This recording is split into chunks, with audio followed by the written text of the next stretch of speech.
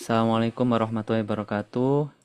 Kami dari kelompok 7 akan mempresentasikan hasil pengerjaan tugas pada mata kuliah Interaksi Manusia dan Komputer. Mungkin akan saya share screen dulu.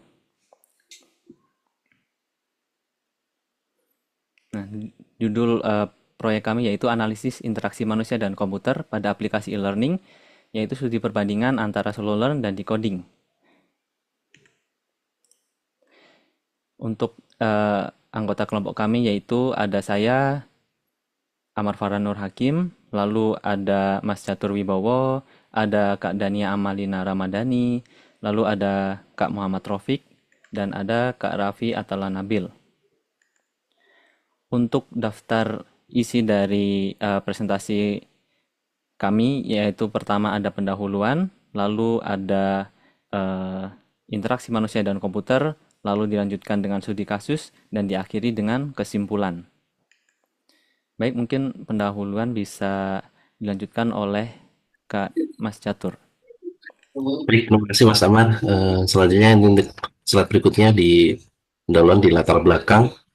Kemajuan teknologi digital telah membawa dampak besar di berbagai sektor termasuk pendidikan dengan hadirnya platform e-learning ya yang memungkinkan pembelajaran daring secara fleksibel dan mandiri. Dalam konteks ini, IMK interaksi manusia dan komputer memegang peran penting untuk memastikan sistem yang dikembangkan nyaman, efektif, dan efisien bagi pengguna.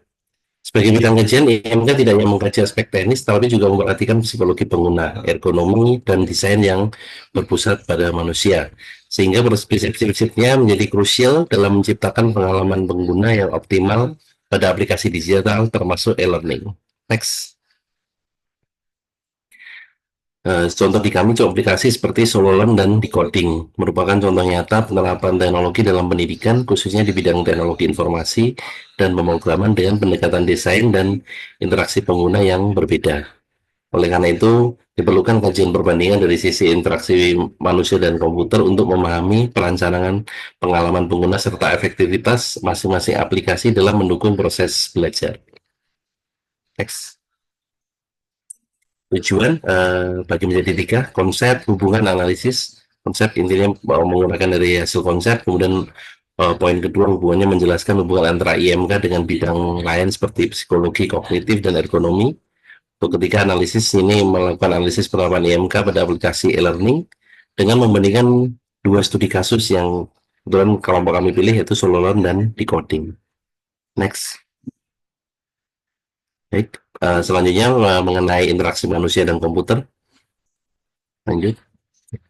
Interaksi manusia dan komputer pengertiannya dulu.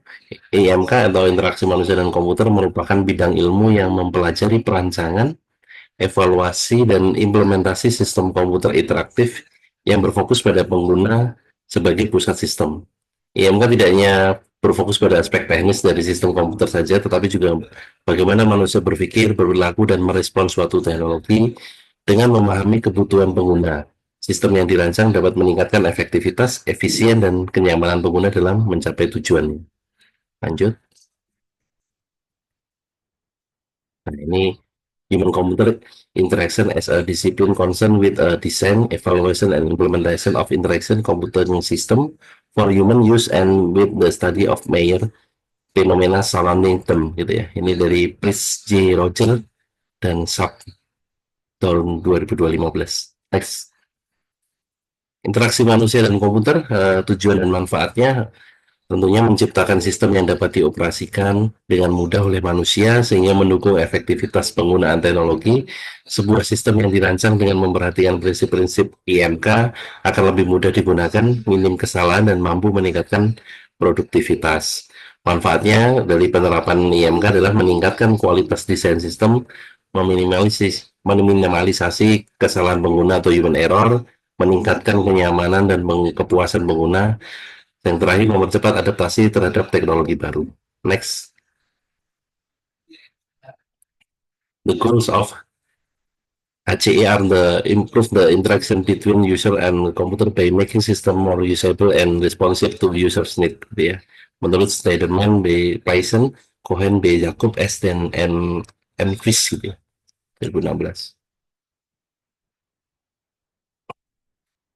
Prinsip dalam IMK, prinsip-prinsip dasar. Desain sistem interaktif yang baik perlu mengikuti sejumlah prinsip dasar IMK.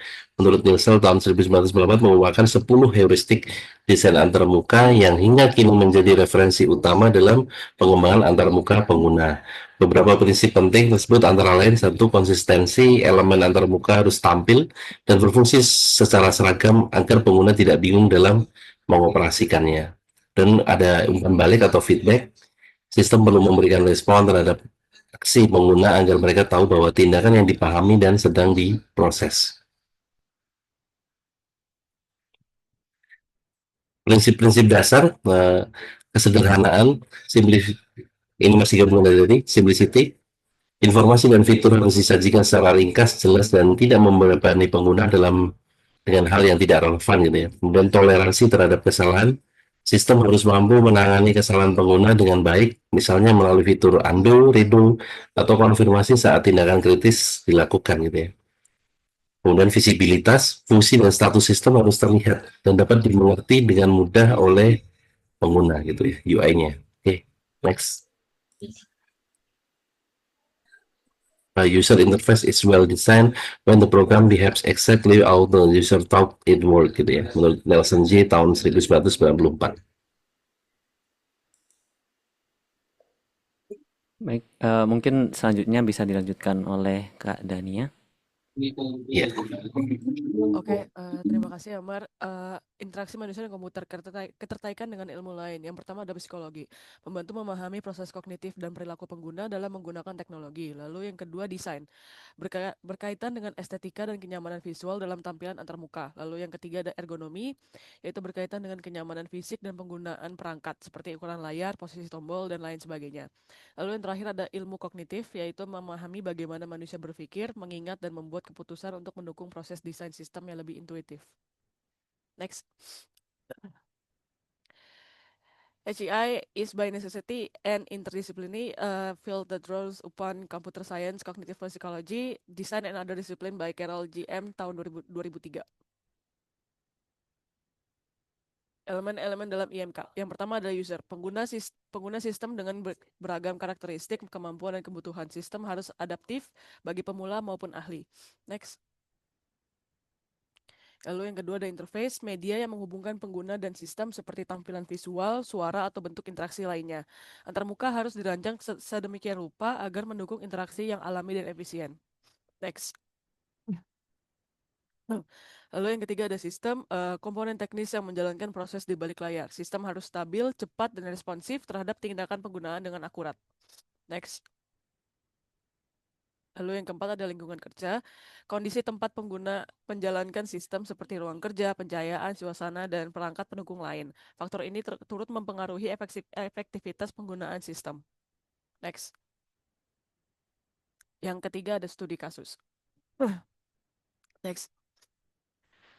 Studi kasus decoding, website decoding atau dan merupakan platform edukasi teknologi yang berfokus pada pengembangan kemampuan pemrograman dan teknologi digital, khususnya bagi para calon developer di Indonesia yang telah mengikuti standar industri global.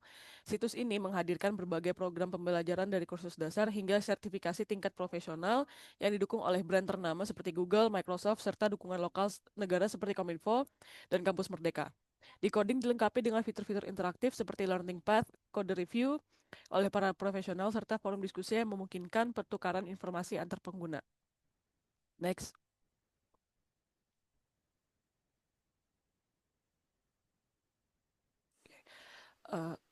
Contoh tampilan decoding, udah ya?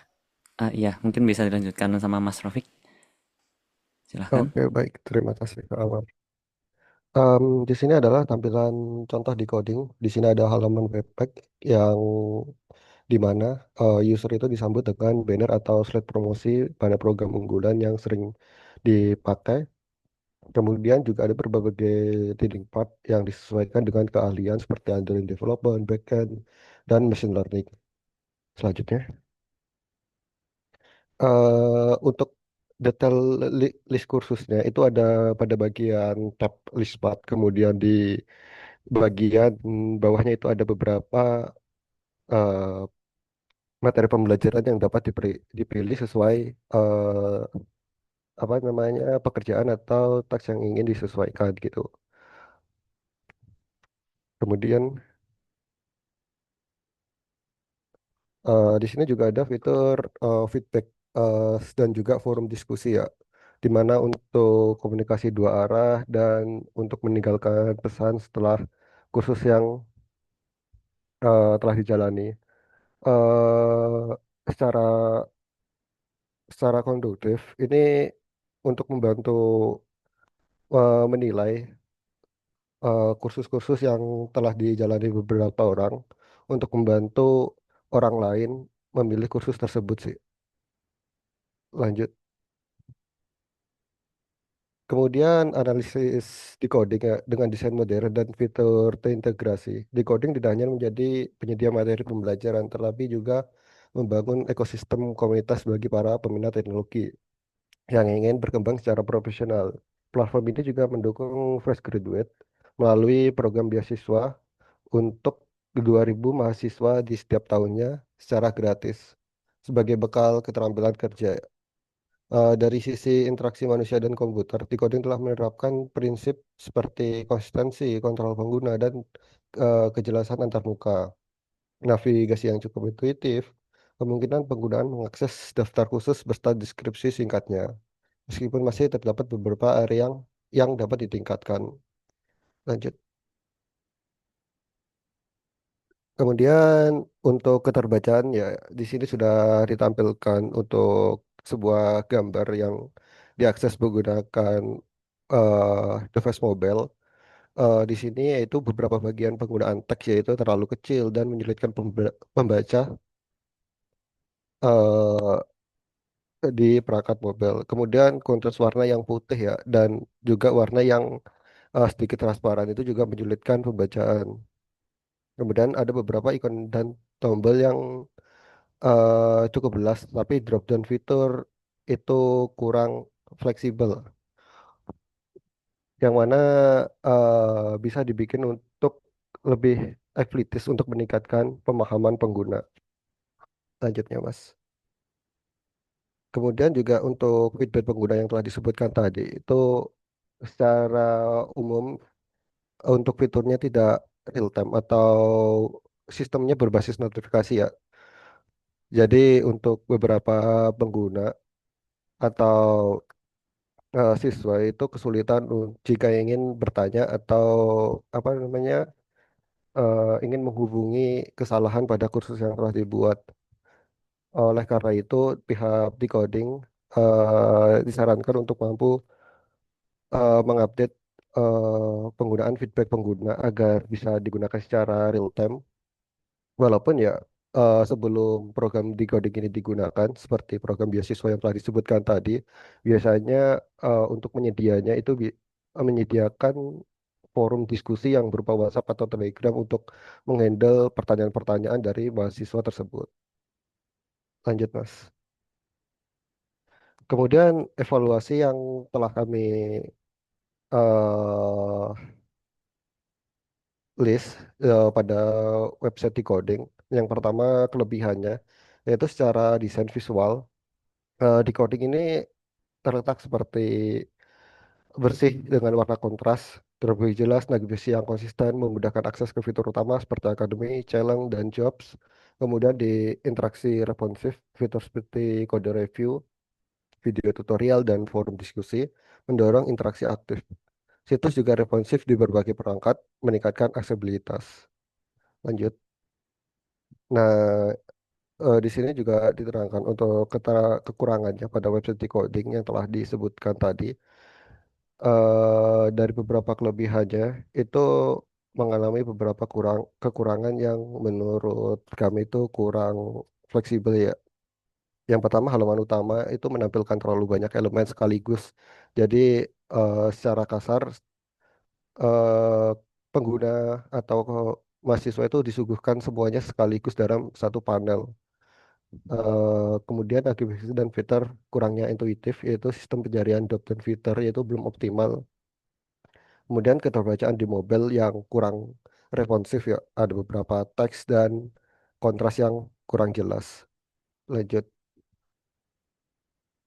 Kemudian ada rekomendasi perbaikan UI UX ya atau desainnya. Secara redesign itu kami menyarankan untuk mengatur ulang konten menjadi blok-blok terpisah seperti banner, khusus unggahan, atau semuanya itu dibagi menjadi beberapa tabel. Tujuannya untuk mengurangi beban kognitif agar tidak terlihat penuh pada tampilan awalnya. Kemudian fokus visual dan hierarki informasi itu digunakan untuk ukuran font, warna, dan ikon yang bervariasi untuk menunjukkan prioritas konten seperti menunjukkan judul kursus utama atau yang paling bestseller. Kemudian panduan interaktif itu menambahkan wizard atau tutorial bagi pengguna baru untuk membantu navigasi dan pemilihan kursus. Lanjut, Mas. Mungkin itu saja bisa dilanjutkan oleh Mas Raffi. Oke, eh, untuk studi kasus yang kedua adalah SoloLearn. SoloLearn merupakan platform edukasi digital yang berfokus pada pengembangan kemampuan pemrograman, mulai dari tingkat dasar sampai menengah secara gratis dan dapat diakses dimanapun dan kapanpun. Oke, next.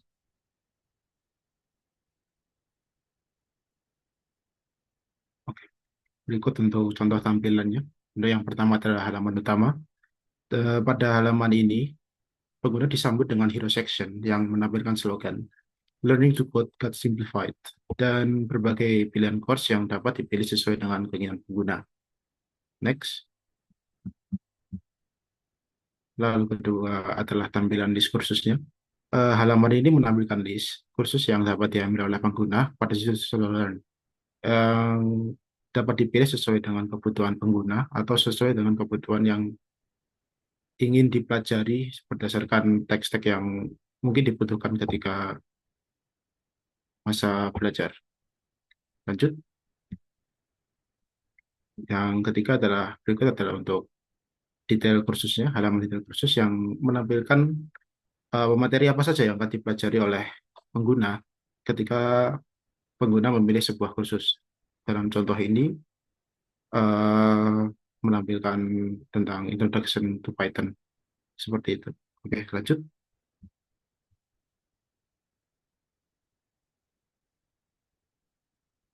Oke, setelah melihat beberapa tampilan dari SoloLearn, berikut adalah analisis singkat dengan SoloLearn dengan tampilan yang minimalis, namun tetap menonjolkan brand identity dari SoloLearn yang penuh warna.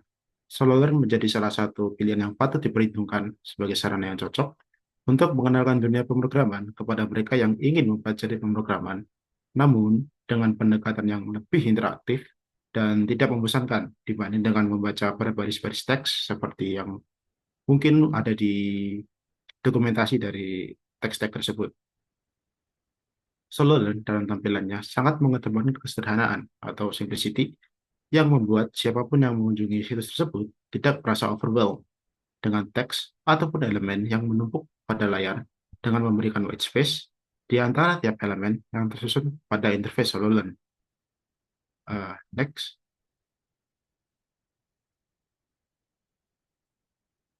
Oke. SoloLearn sendiri memiliki beberapa kelebihan. Yang pertama adalah konsistensi desain yang kuat, yang sangat menjaga identitas visual yang konsisten, memudahkan pengguna baru ataupun lama mengenali platform, serta memperkuat brand awareness di kalangan calon pengguna yang ingin menggunakan SoloLearn. Lalu, yang kedua adalah responsivitas yang baik. Sebagai aplikasi yang dapat diakses di perangkat manapun, SoloLearn sangat memperhatikan hal tersebut demi kenyamanan akses belajar pengguna kapanpun dan dimanapun. Lalu yang ketiga adalah pengalaman pengguna yang sangat interaktif.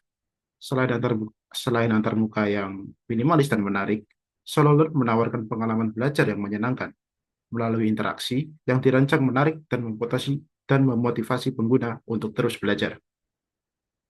Next.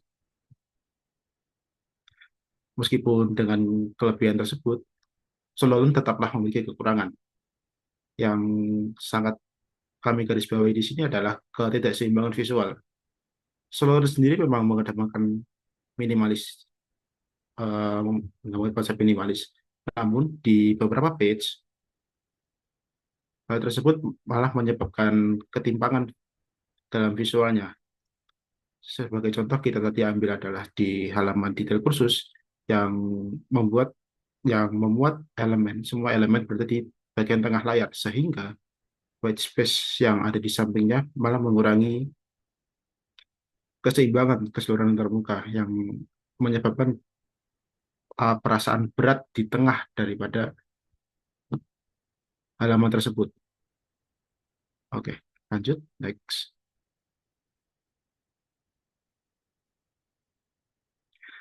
Dengan kekurangan tersebut, ada dua hal yang mungkin sangat disarankan untuk SoloLearn adalah yang pertama, dari segi interface, perancangan ulang antar muka, memberi peluang untuk mengatasi kekurangan yang ada, sekaligus menyempurnakan aspek visual dan fungsionalitas agar lebih seimbang dan menarik.